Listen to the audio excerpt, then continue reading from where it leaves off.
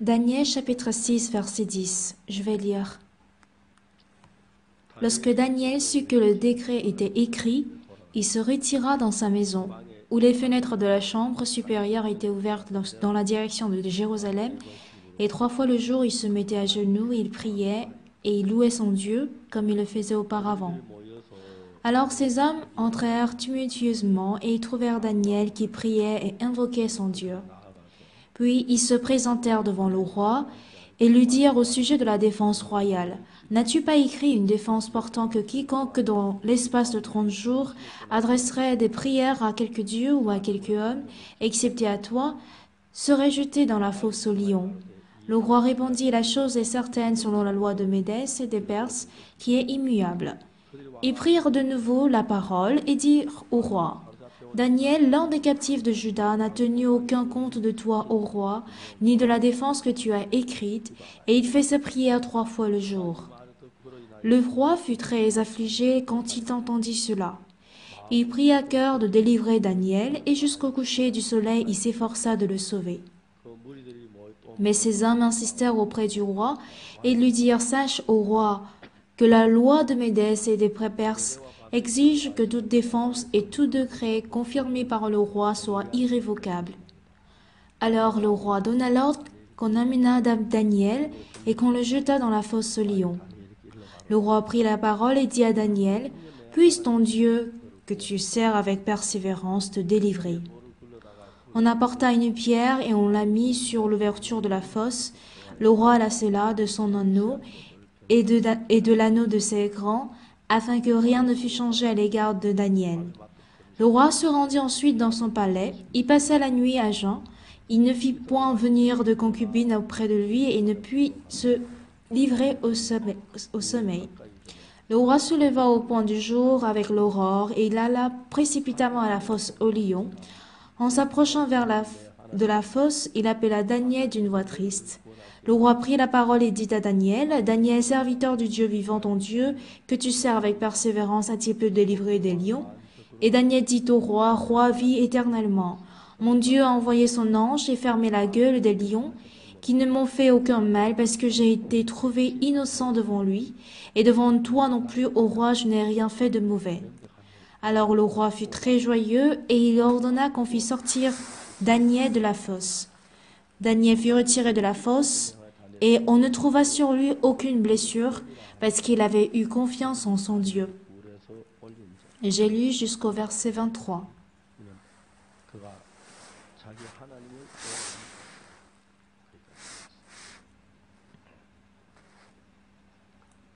Si nous lisons le livre de Daniel, dans chaque verset,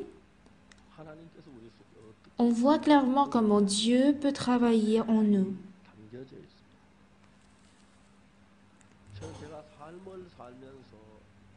En menant ma vie, il y a plein de gens qui m'ont quitté, d'autres qui se sont rebellés contre moi. Mais quand mon cœur est fixé sur Dieu, même si mon cœur envers Dieu change, le cœur de Dieu envers moi n'a jamais changé. Dieu était toujours fidèle envers moi, alors que moi, au contraire, je tombais dans les épreuves. J'ai souvent envie d'abandonner mon ministère. Et quand je me vois, je trouve plusieurs points dans lesquels je ne suis pas fidèle à Dieu. Mais de toute façon, ça, ce n'est que moi. Mais Dieu n'est jamais comme moi. Alors, un jour, en lisant le livre d'Éphésiens, il y a une partie qui m'a très marquée. Si vous regardez Éphésiens chapitre 2, verset 1, « Vous étiez morts par vos offenses et par vos péchés, dans lesquels vous marchiez autrefois selon le train de ce monde, selon le prince de la puissance de l'air, de l'esprit qui agit maintenant dans les fils de la rébellion. Nous tous aussi, nous étions de leur nombre, et nous vivions autrefois selon les convoitises de notre chair, accomplissant les volontés de la chair et de nos pensées, Et nous étions par nature des enfants de colère comme les autres. Le moi que je vois à travers le verset 1, 2 et 3. Je n'ai aucune justice, aucune bonté et aucune sainteté. Je n'ai aucune force à me sauver de mes péchés. Alors si ça ne reste que moi, au verset 1, 2 et 3, la conséquence, c'est la malédiction et la destruction. Mais qu'est-ce que le verset 4 dit? Mais Dieu qui est riche en miséricorde, à cause du grand amour dont il nous a aimés, nous qui étions morts par nos offenses, nous a rendus à la vie avec Christ. C'est par grâce que vous êtes sauvés. Il nous a ressuscités ensemble et nous a fait asseoir ensemble dans les lieux célestes en Jésus-Christ. Si je lis ces passages,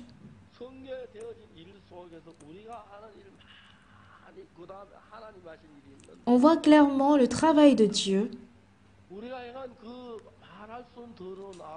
Toutefois, si nous nous regardons, nous n'avons que de sales péchés, des répugnances. On sait très bien que par nous-mêmes, on ne peut jamais être bon, on ne peut jamais être saint, on ne peut jamais être juste. Mais pourtant, Dieu, une fois que Dieu intervient dans notre vie, quand il intervient dans notre vie, le Dieu plein de miséricorde nous a aimés et nous a ressuscités par la mort de Jésus-Christ. Il nous a sauvés de nos iniquités. Alors jusqu'au verset 3 du chapitre 2 d'Éphésiens, nous n'avons clairement pas de bonté, pas de justice et pas de sainteté. Mais Dieu qui est riche en miséricorde, à cause du grand amour dont il nous a aimés, nous qui étions morts par nos offenses, nous a rendus à la vie avec Christ. C'est par grâce que vous êtes sauvés. Il nous a ressuscités ensemble et nous a fait asseoir ensemble dans les lieux célestes en Jésus-Christ. Quand je lis ces passages, je suis très reconnaissant. Pas parce que j'ai fait du bien à Dieu que Dieu nous accorde de la grâce. Quand on regarde la Bible, l'homme, l'être humain, est censé être maudit, est censé être ruiné, et il est tombé dans les iniquités, dans le mal. Mais peu importe les efforts et les œuvres ou la détermination de l'homme, grâce à l'amour de notre Seigneur Dieu, qui est plein de miséricorde, nous avions été sauvés. Pendant que je travaillais en tant que pasteur, j'ai voulu être juste envers tous nos fidèles de l'Église. Je voulais les traiter de manière égale, de façon égale et juste. Je ne voulais, bien sûr, je suis proche de quelqu'un comparé à d'autres. Je peux me rapprocher vers quelqu'un beaucoup plus facilement que d'autres, mais je ne voulais pas avoir cette inégalité. C'est pareil en ce qui concerne les pasteurs autour de moi. Je voulais les traiter de façon égale, même en ce qui concerne des missionnaires, des étudiants missionnaires. Mais un jour, je vois mon fils qui est à l'école missionnaire. Quand j'écoute souvent les paroles, les témoignages des étudiants missionnaires, je me dis souvent, mais comment est-ce que celui-là peut penser de la sorte? Quelqu'un qui lit la Bible peut penser de la sorte. Mais un jour, je vois la présentation de mon fils, et du coup, qu'il fasse bien ou pas, bon gré malgré, mon cœur était secoué, et j'étais de son côté. Quand je vois la présentation des autres étudiants missionnaires, je peux bien analyser et critiquer. Mais quand j'écoute la parole de mon fils, je ne peux pas le critiquer du tout. Alors si quelqu'un me dit si j'ai bien traité de façon égale les étudiants missionnaires, je dirais non. Un jour, un pasteur me disait, « Pasteur, si j'étais votre fils, alliez-vous me dire de la sorte ?» Je lui dirais dans ce cas, « Si tu étais mon fils, est-ce que toi tu aurais me faire ceci ?» C'est drôle. C'est un contre un. Les fidèles sont des êtres humains. Le pasteur aussi est un être humain. Les fidèles sont tentés par Satan. Et le pasteur aussi peut être tenté par Satan. Les fidèles peuvent tomber. Et le pasteur aussi peut tomber dans les épreuves. Les fidèles aussi peuvent commettre des erreurs, de même que les pasteurs. Je ne vous parle pas de la façon dont Dieu ou d'un être supérieur à vous. Ce qui est sûr, quand j'y réfléchis, un frère agit de la sorte et une sœur agit de la sorte. Un jour, une sœur est venue me voir et elle me dit, Pasteur, voici mon rapport ou ma relation avec mon mari. Et elle me dit finalement qu'elle veut divorcer. Et quand j'écoute ses propos, je me suis dit, ah, elle a raison de vouloir divorcer avec son mari. Mais d'autre part, c'était d'une part, mais d'autre part, je me dis, si c'était Jésus, qu'allait-il dire à cette sœur? Jésus va-t-il répondre qu'il serait bien qu'elle divorce avec son mari? Si c'était Jésus qui aimait bien cette sœur, je pense au contraire qu'il changerait le cœur de son mari au lieu de lui dire de divorcer. Je lui ai dit, sœur, Dieu t'aime vraiment.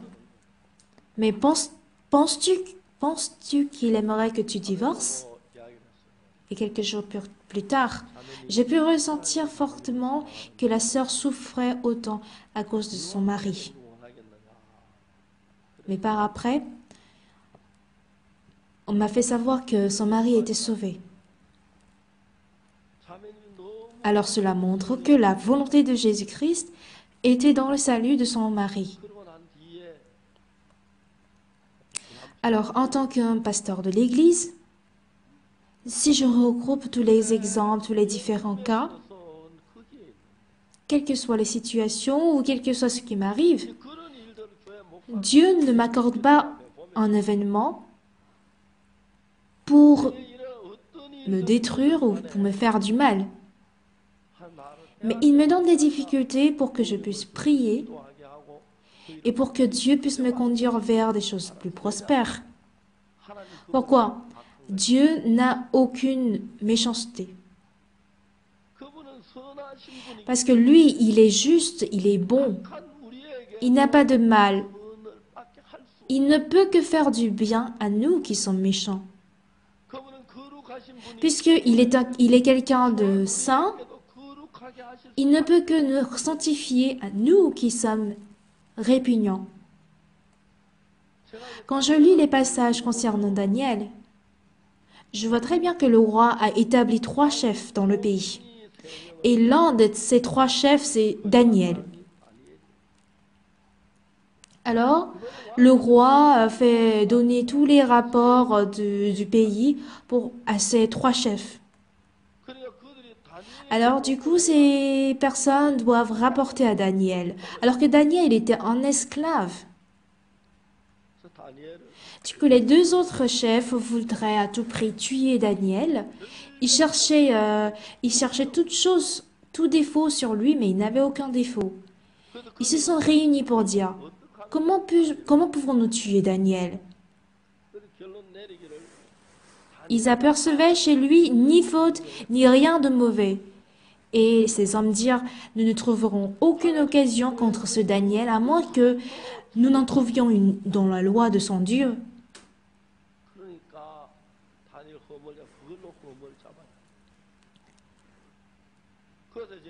Alors ces chefs ont proposé une condition au roi. On voit clairement que Daniel prie 3 fois Dieu.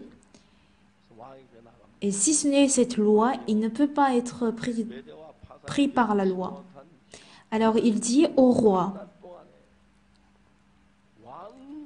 qu'il soit publié en édit royal avec une défense sévère, portant que quiconque dans l'espace de 30 jours adressera des prières à quelque dieu ou à quelque homme, excepté à toi, sera jeté dans la fosse aux lions. Quel est votre avis? Et là-dessus, le roi Darius écrivit le décret et la défense.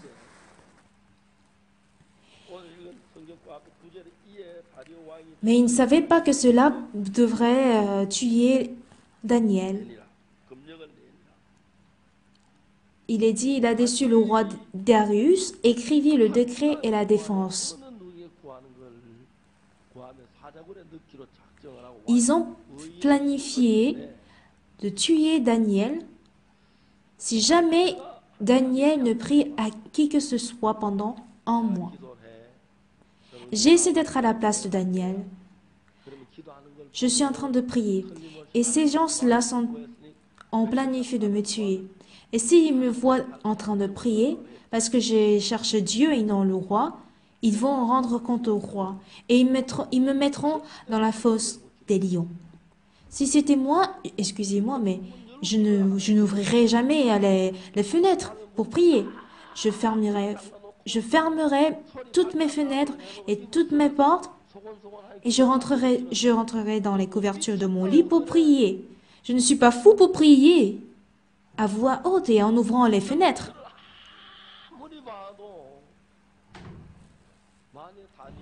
Quand je me vois clairement comparé à Daniel, supposons que Daniel était dans notre église et il me pose la question à savoir, Pasteur, si un frère vient me demander qu'un édit royal est publié avec une défense sévère, portant que quiconque dans l'espace de 30 jours adressera des prières à quelque dieu ou à quelque homme, excepté au roi, sera jeté dans la fosse aux lions.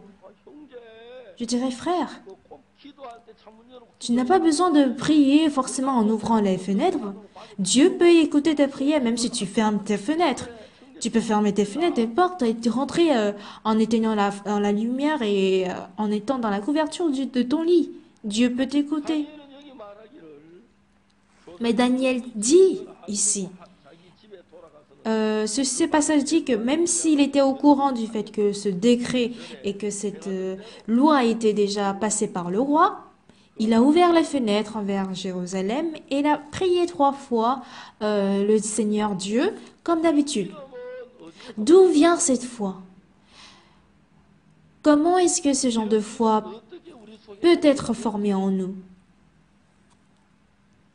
Posons-nous cette question-là. La foi ne peut jamais être formée tout vaguement comme ça. Lorsque nous allons en service militaire en Corée, on nous apprend à tirer en premier, lieu. Ils appellent ça PRA ou je ne sais quoi, préparatif au tir ou quelque chose de ce genre. Bref, quand on tire, il faut arrêter de respirer.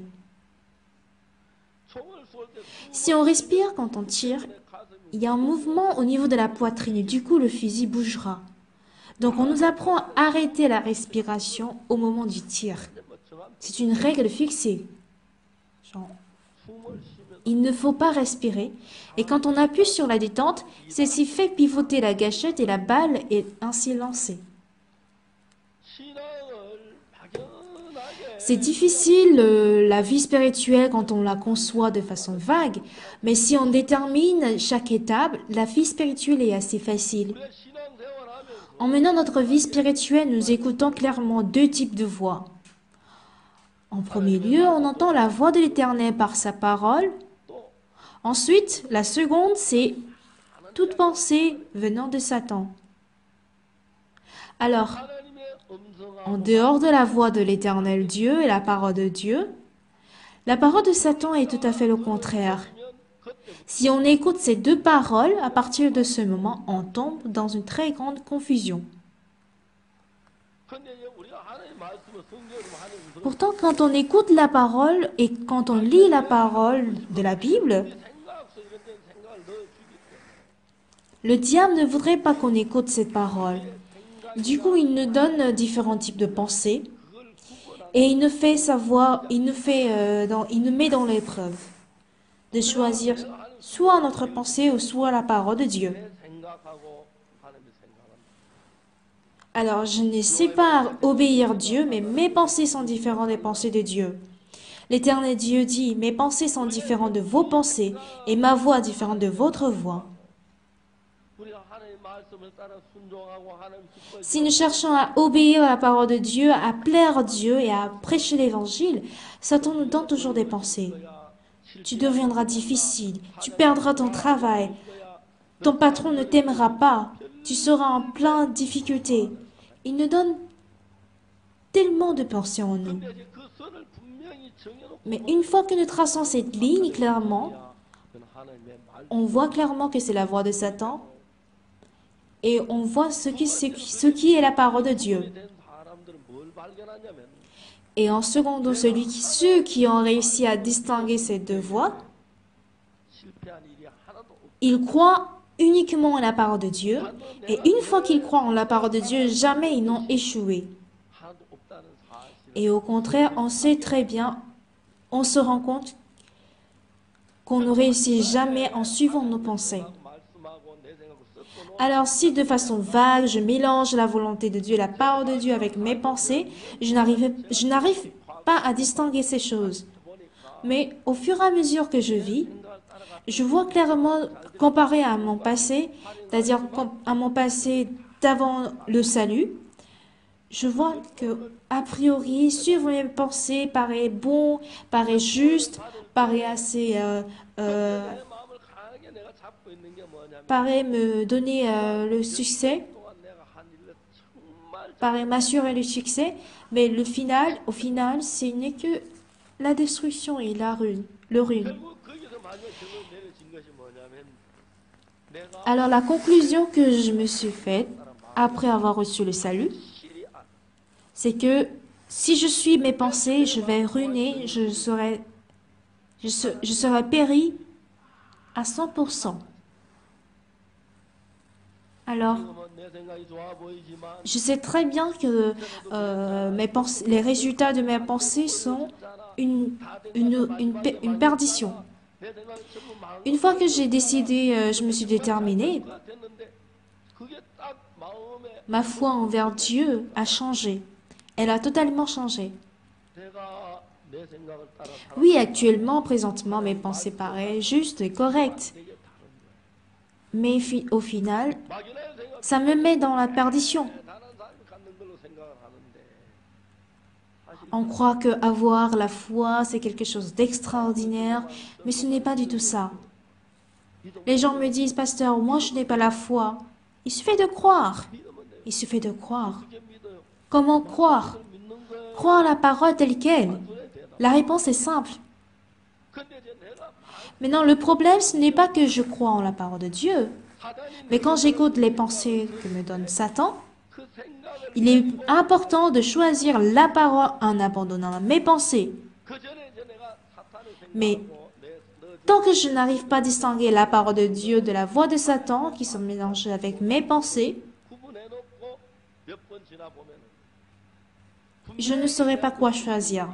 Mais une fois que j'arrive à distinguer ces deux choses, je sais clairement qu'en suivant mes pensées, je serai ruiné, je serai péri, et ce n'est que de l'échec.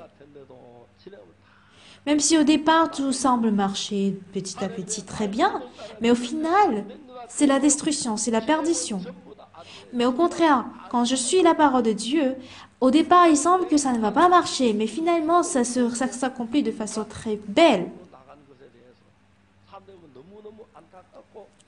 Quand je vois des personnes qui ont abandonné la bénédiction, qui utilisent les méthodes humaines, je trouve ça vraiment dommage et ça me fait vraiment pitié.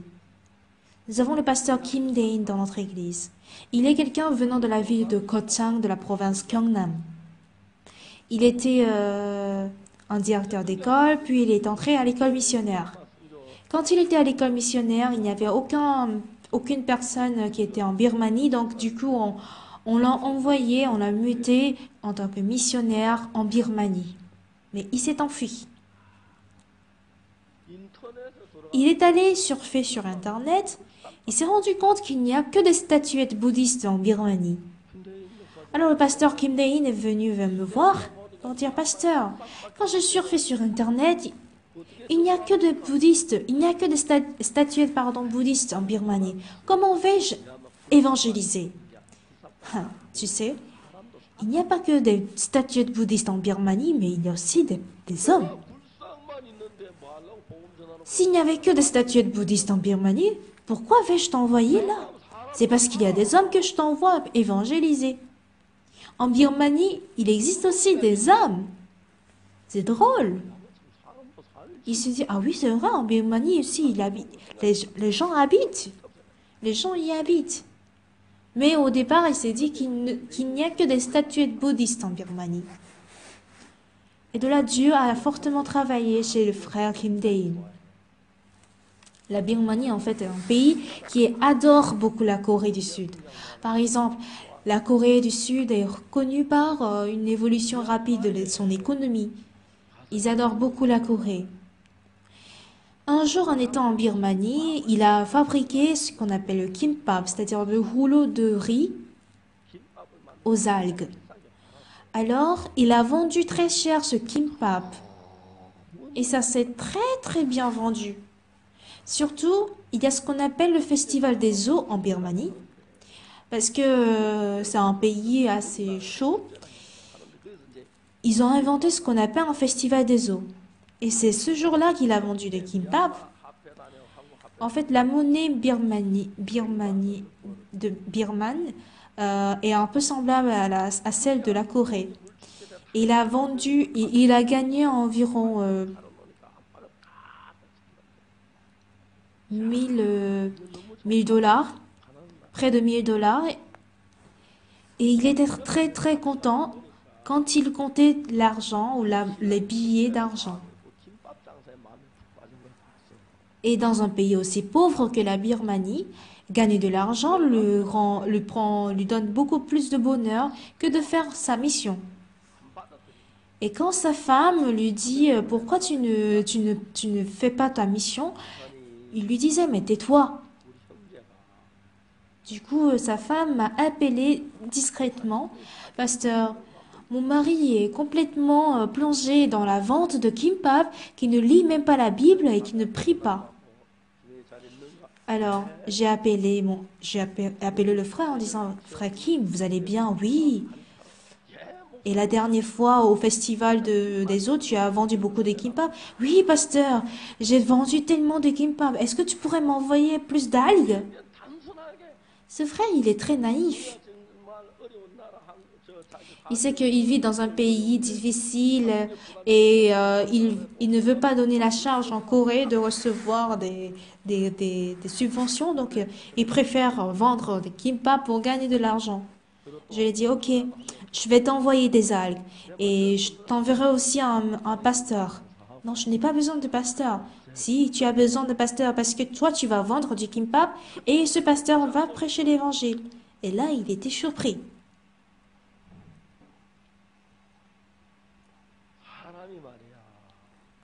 Tu sais quoi, une personne, quand elle se rapproche de Dieu, elle met du retard.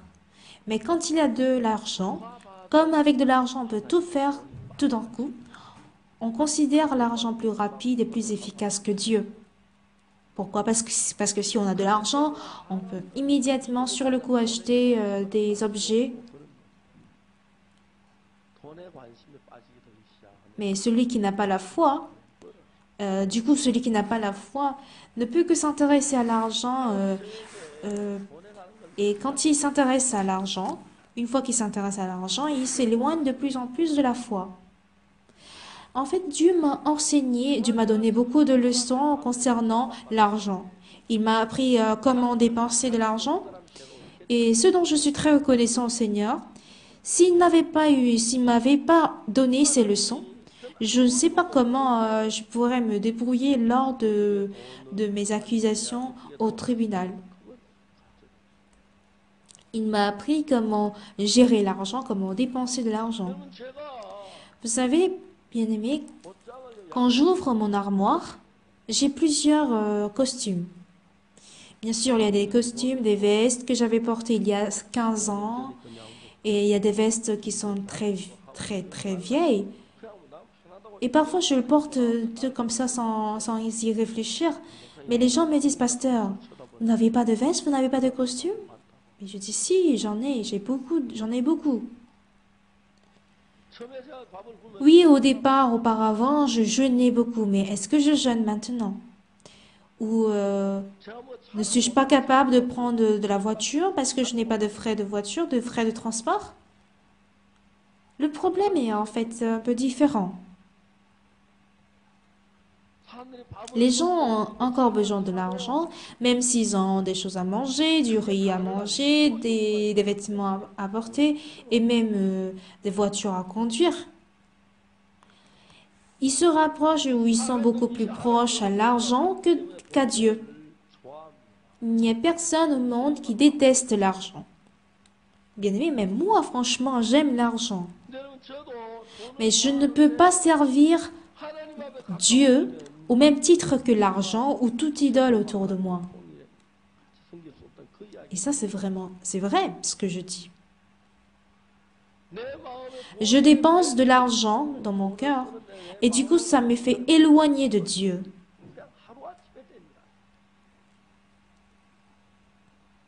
Tout ceci ne peut pas se produire tout d'un coup. Dieu m'apprend comment dépenser de l'argent. Il m'apprend comment je peux servir le Seigneur pendant les 50 dernières années, et étape par étape. Et ce dont je suis très reconnaissant à Dieu, c'est que très souvent, mon cœur s'incline vers le monde. Et si je ne lis pas la Bible, même pour une journée, mon cœur se trouve dans le monde.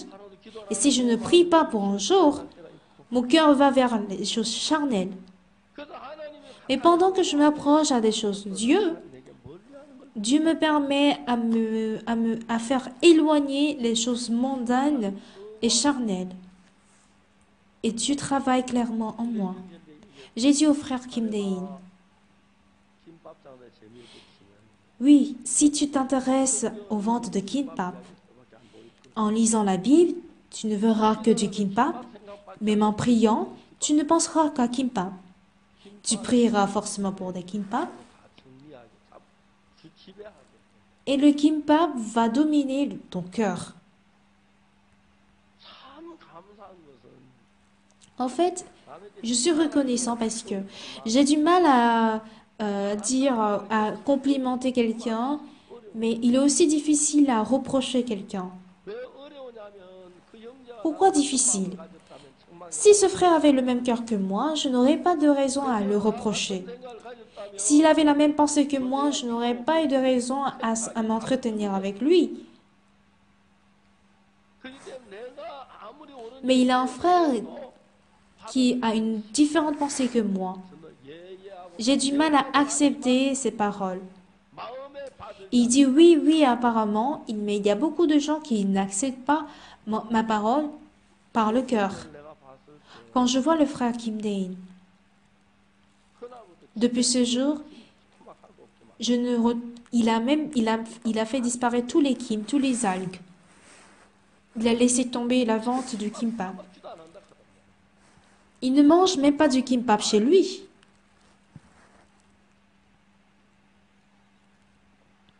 Il a arrêté tout rapport avec son kimbap.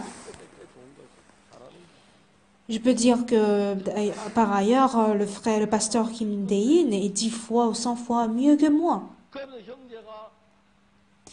Et désormais, ce frère, se repose sur le Seigneur et il a vidé son cœur concernant le monde.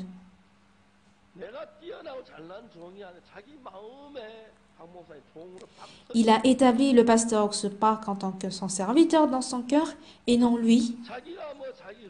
Et du coup, il ne prend aucune décision par lui-même. Il suit la conduite du pasteur. Les gens viennent à l'église, écoutent la parole du pasteur, mais ils acceptent des bonnes choses, mais des passages qui sont contre son cœur, il les dépasse tout simplement. J'ai envie parfois de ressembler à la foi de Daniel.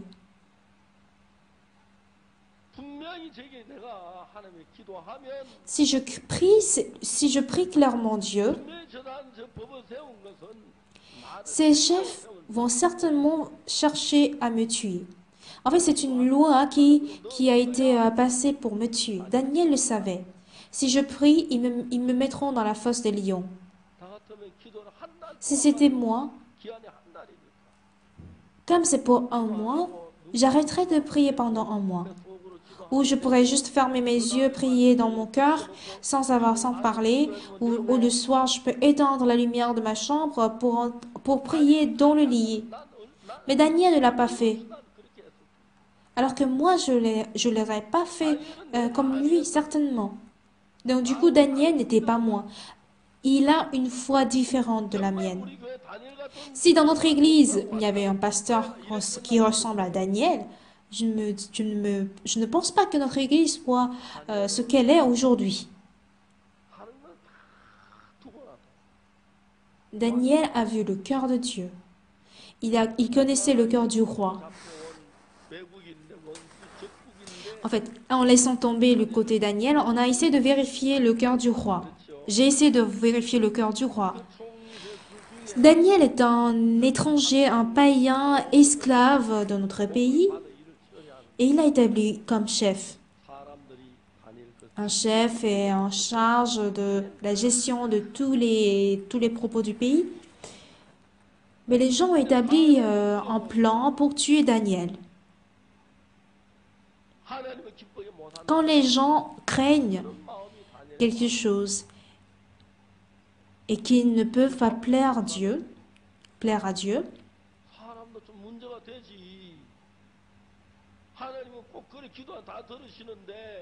Daniel avait aussi ce cœur. Le pasteur Marc aussi cause un problème.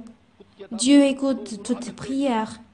Il peut prier, Dieu peut écouter la prière d'une personne qui prie même en fermant les fenêtres ou en fermant la porte. Mais le Dieu dont voyait Daniel était totalement différent de Dieu que je voyais moi. Si Daniel avait expérimenté telle chose en réel, en tant que pasteur de l'église de Gangnam, Dieu aurait pu s'installer dans votre cœur beaucoup plus fortement, beaucoup plus profondément, et l'amour de Jésus-Christ envers vous aurait pu certainement vous couvrir. Si on lit le verset 13, on peut lire le cœur du roi. Lisons le verset 13. Ils prirent de nouveau la parole et dirent au roi, Daniel, l'un des captifs de Juda, n'a tenu aucun compte de toi, ô roi, ni de la défense que tu as écrite, et il fait sa prière 3 fois le jour. Le roi fut très affligé quand il entendit cela. Il prit à cœur de délivrer Daniel, et jusqu'au coucher du soleil, il s'efforça de le sauver. Le roi connaissait Daniel. Ah, c'est là qu'il a compris que ces gens sont planifiés à lui faire...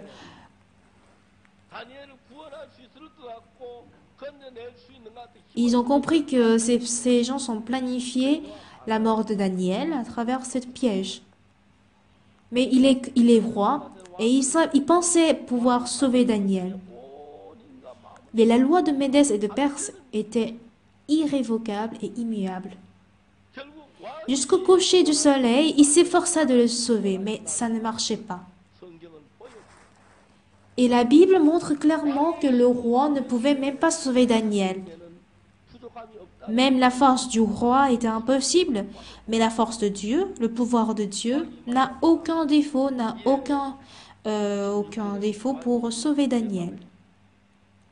Le roi dit au verset 16, « Alors le roi donna l'ordre qu'on amena Daniel et qu'on le jeta dans la fosse au lion. Le roi prit la parole et dit à Daniel, « Puisse ton Dieu que tu sers avec persévérance te délivrer. » Daniel, Daniel, je ne peux pas te sauver de tout mon pouvoir et tout mon cœur. Malgré mon pouvoir et mon autorité, je ne peux pas te sauver.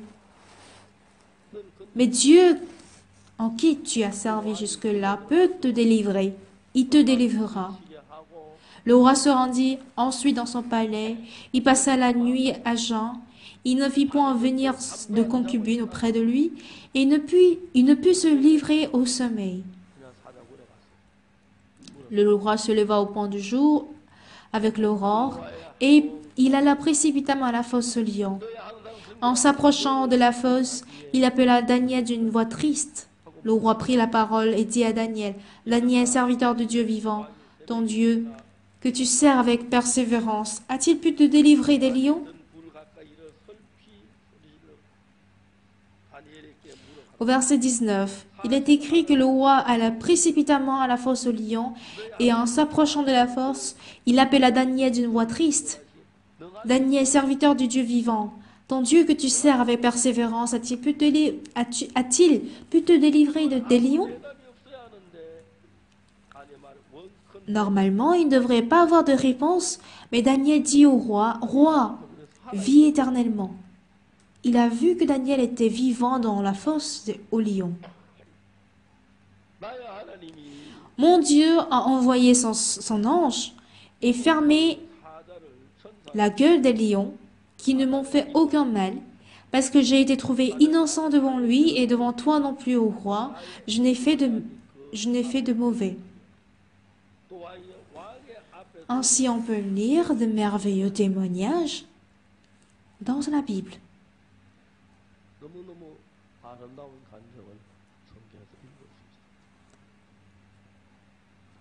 En fait, nous traversons de petites et de grandes choses, même s'il ne s'agit pas du fait d'entrer dans la fosse au lion. Le diable est très rusé. Il nous empêche à pouvoir distinguer la volonté de Dieu de nos pensées. Il nous fait croire que nos pensées est la volonté de Dieu ou que la volonté de Dieu soit égale à nos pensées. Et il nous trompe de façon que nous ne sachions pas, que nous soyons inconscients de suivre nos pensées. Mais Dieu, il est vraiment vivant. Il nous montre à quel point il est bien et précieux de suivre la parole ou de se reposer sur Dieu. Si nous supposons que je conduis une voiture et que je suis sûre de ne pas créer des accidents de route, je n'aurai pas besoin d'assurance. Bien sûr, aujourd'hui, on est obligé d'avoir une assurance de voiture. Sinon, pourquoi nous ayons cette assurance? C'est parce que nous avons ce risque de créer des accidents que nous avons une assurance de voiture. Si jamais nous étions parfaits et que nous n'ayons aucun défaut,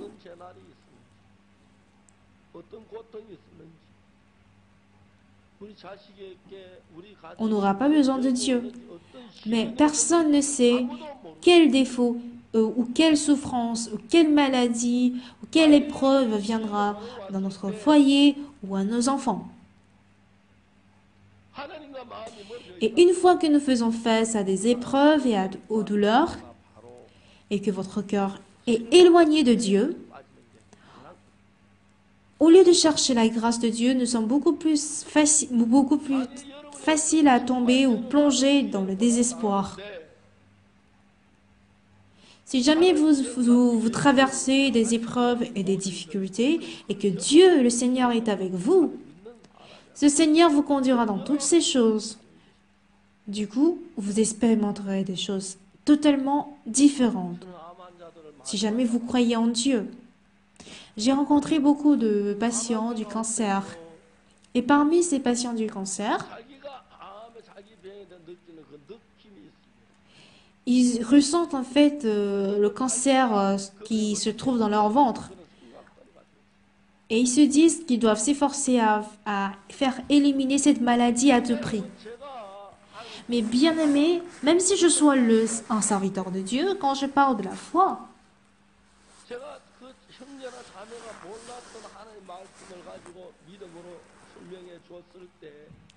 Quand j'explique la parole de Dieu avec une foi, ceux qui acceptent cette parole par la foi, en disant oui, pasteur, c'est vraiment bien, et ceux qui n'acceptent pas par la foi, il y a une très grande différence.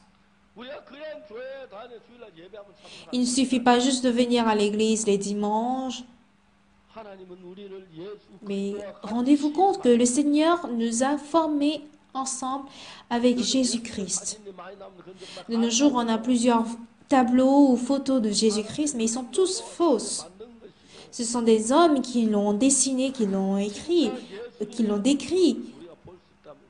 Mais si jamais nous sommes capables de voir le visage de Jésus-Christ, on peut voir clairement qu'il nous ressemble. Il a 2 yeux, un nez, une bouche, 2 oreilles, exactement pareil que nous. Quand Dieu a formé nous les hommes, il nous a créés de la même image que Jésus-Christ.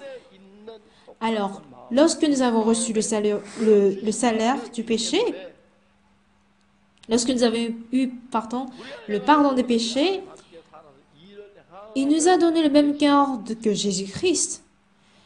Du coup, Dieu vit en nous comme il vit en Jésus-Christ et il travaille de la même manière. Mais le problème, c'est quand nous nous éloignons de Dieu et quand notre cœur s'éloigne du cœur de Dieu, on se dit, est-ce que ça va marcher même si je prie? Est-ce que ça sera exaucé? On a le doute. Bien-aimé, ce roi essaie d'écouter la parole de Daniel. Le roi essaie de parler de ci et de ça, verset 15. Il dit, mais ces hommes insistèrent auprès du roi et lui dirent, sache, ô roi, que la loi des Médès et des Perses exige que toute défense ou tout décret confirmé par le roi soit irrévocable. Et le verset 16 dit que quoi? Alors le roi donna l'ordre qu'on amena Daniel et qu'on le jeta dans la fosse aux lions.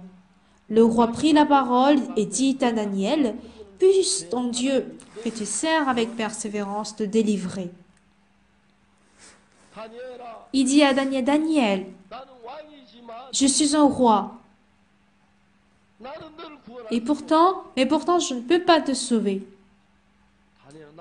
Daniel, je suis un roi. J'ai tout fait pour te sauver, mais j'en suis incapable. Mais le Dieu que tu sers, avec persévérance, te sauvera. Ce Dieu te délivrera sûrement. Ensuite, il est rentré dans son palais. Il a refusé sa concubine et toute la nuit, il ne pouvait pas dormir. Et à l'aube, il se leva très tôt et demande à Daniel. Qu'est-ce qu'il dit? En s'approchant de la fosse, il appela Daniel d'une voix triste. Daniel, serviteur du Dieu vivant, ton Dieu, que tu sers avec persévérance, a-t-il pu te délivrer des lions? Pourquoi il pose cette question? Le roi avait la foi que Dieu sauvera Daniel. D'une part, il avait la tristesse, car il aimait Daniel, mais il l'a mis dans la fosse de lions. Mais d'autre part, il avait la foi que Dieu protégerait Daniel. Daniel, serviteur du Dieu vivant, ton Dieu que tu sers avec persévérance, a-t-il pu te délivrer des lions? Daniel dit, mon Dieu, roi, éternellement. Dieu a envoyé son ange à fermer la gueule des lions qui ne m'ont fait aucun mal, parce que j'ai été trouvé innocent devant lui. Et devant toi non plus, ô roi, je n'ai rien fait de mauvais.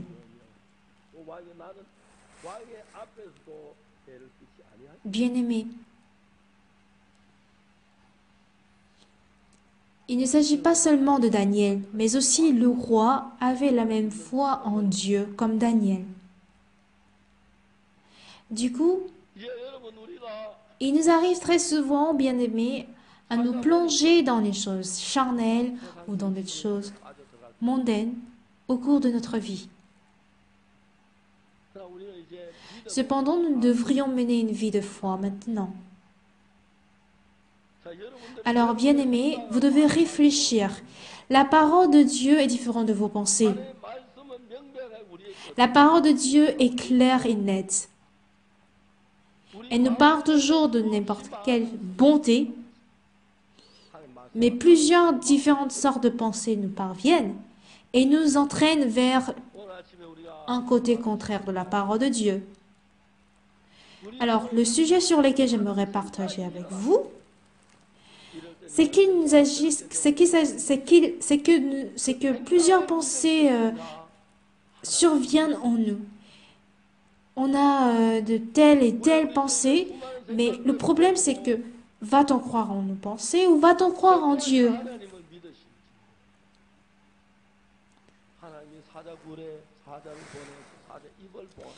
Si nous rejetons toutes nos pensées pour accepter et croire en seulement au Dieu Tout-Puissant, même quand Daniel se trouvait dans la fosse des lions, Dieu a fermé la gueule des lions et même le lion pourrait lui dire « Daniel, tu as froid, viens dormir près de moi, j'ai des poils, il fait chaud. »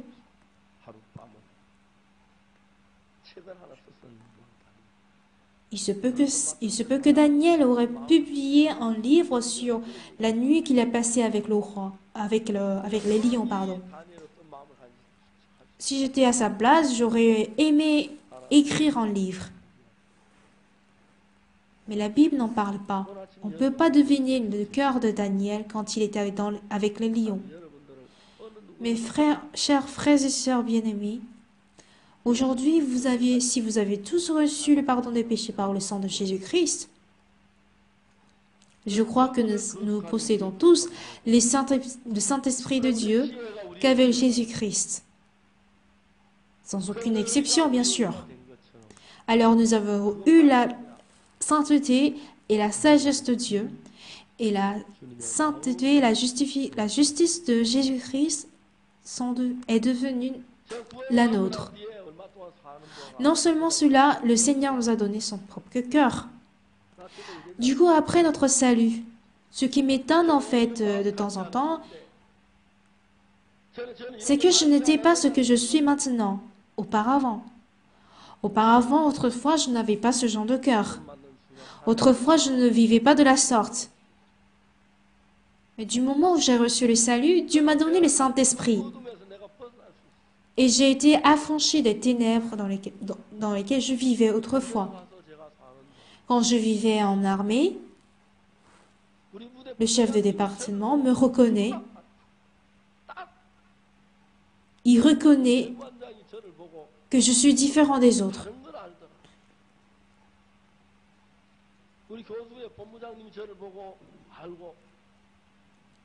Il y a un chef du département qui m'a reconnu. Moi, je vis tout simplement comme ça. Ils savent que je vis différemment des hommes du monde. De nos jours, je rencontre des ministres, je rencontre des présidents de la République. Et ces personnes ressentent immédiatement que je suis différent des gens du monde. Et là, je ne peux pas dire autre chose que c'est Dieu qui m'a changé de la sorte. Et pour finir, j'aimerais vous dire cette chose. Chers frères et sœurs de l'église Gangnam, vous êtes tous au courant du fait de la mutation de notre pasteur Cho Kyu-yoon pour la ville de Daejeon. Et j'étais très contente et reconnaissante d'avoir travaillé ensemble avec ce pasteur Cho Kyu-yoon. Je me suis efforcée tant à ne pas envoyer ce pasteur. Et je sais très bien que nos chers frères et sœurs seront tristes à cette nouvelle, en apprenant cette nouvelle. Mais de toute façon, Dieu nous a transformés tous dans la même image, pour avoir la même image que Jésus-Christ. Auparavant, quand le pasteur Cho Kyu-yoon était dans l'église de Songbuk, il a mis beaucoup de désordre. On le sait très bien, surtout à cause de l'événement de l'auto. Il a créé une histoire assez célèbre dans le monde. Mais Dieu vivait clairement dans le cœur du pasteur Cho Gyun.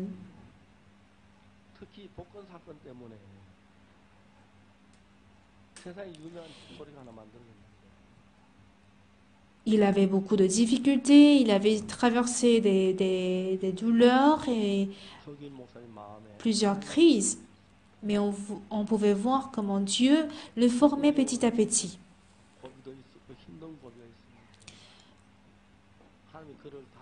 Je suis donc très reconnaissant. Et je suis très reconnaissant que Dieu se servirait de lui pour les travaux de notre mission dans l'avenir. Et même moi, en ce qui concerne moi, je suis très lacuneux, je suis très vieux aujourd'hui, mais je vois clairement comment Dieu me forme de jour en jour. Bien-aimés, vous tous, vous avez des défauts, vous tous, vous avez des manquements, vous avez des lacunes, vous n'avez pas la foi, certainement. Daniel a été pris en captif, mais il devint un chef du pays. Il devint un serviteur bien-aimé du roi. Et on voit qu'il servait ainsi le roi de ce pays. Nous devrions être beaucoup plus humbles. Il faut que nous le sommes. Il faut que nous puissions distinguer la parole de Dieu de nos pensées. Si on ne connaît pas, il faut demander, chercher la Bible. La parole de Dieu n'est pas clairement notre pensée. Nos pensées s'encontrent souvent la parole de Dieu. Et il faut que nous traçons clairement cette ligne dans notre cœur. Est-ce mes pensées ou est-ce la volonté de Dieu? Ah, ceci vient de ma pensée, ceci vient de mon cœur. Ça n'a pas de valeur. Pour le moment, ça paraît bien, ça paraît bon. Savez-vous pourquoi les gens échouent? Quand une entreprise fait faillite, il y a des personnes qui ferment vite leur entreprise. Et ainsi, ils ont moins de dettes. Mais malgré la faillite, quand les gens s'efforcent à reprendre encore leur entreprise, ils ont encore des dettes beaucoup plus graves.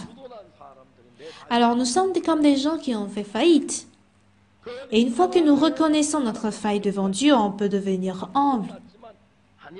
Mais il y a des gens, malgré la faillite, ils se disent, moi je peux quand même bien faire, je peux bien surmonter ces choses, je suis capable. Ce genre de personnes se retrouvent avec une très très grande dette. Nous sommes des personnes qui ont fait faillite dans la vie spirituelle. Dans Éphésiens chapitre 2, versets 1 à 3, il n'y a aucune bonté dans l'homme. Nous n'avons que de la répugnance et de péché. Nous sommes des personnes qui devrions avoir la miséricorde de Dieu. Et pour obtenir cette miséricorde de Dieu, il faut que nous modifions, il faut que nous puissions distinguer nos pensées de la parole de Dieu. Je crois que nous serions tous les hommes de la foi comme Daniel si nous vivons selon la volonté de l'Esprit Saint de Dieu et non la vie de la chair. Bien-aimés, le pasteur Oxopak voudrait mourir après que vous tous deveniez comme Daniel, des hommes de la foi. N'est-ce pas? Que ce soit pour le pasteur Cho Gyun, le pasteur Moon Hyun-jun, ou tous les frères et sœurs de notre Église, vous seriez tous des hommes de la foi comme Daniel. Et tout comme Dieu a transformé Daniel comme chef, même malgré dans les situations difficiles, Dieu vous mettrait dans les situations difficiles pour que vous puissiez être des précieux serviteurs de Dieu comme David, comme Daniel, etc. Ne vous plaignez pas parce que vous êtes difficile ou vous êtes en difficulté, mais regardez, reposez-vous sur Dieu et croyez que Dieu vous forme tous en des précieux serviteurs de Jésus-Christ. Si je suis mes pensées, j'échouerai. Mais si je garde la parole de Dieu en moi, je suis sûr que j'obtiendrai une grande grâce et bénédiction. Nous allons tous prier ensemble.